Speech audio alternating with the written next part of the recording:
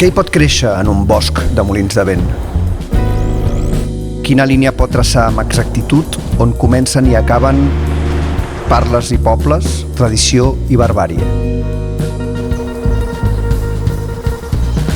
Com entrebancar la voracitat infinita de la globalització neoliberal? Com reivindicar i preservar l'Opati i el Chapadillo, les barraques o el Trabucador, Soraida Burgos i Carla Santos? Si no volem acabar cantant jotes en anglès per una sèrie de Netflix o plantant abocats en comptes d'arròs, i si ens arremanguem i tornem a assumir que el món és responsabilitat nostra?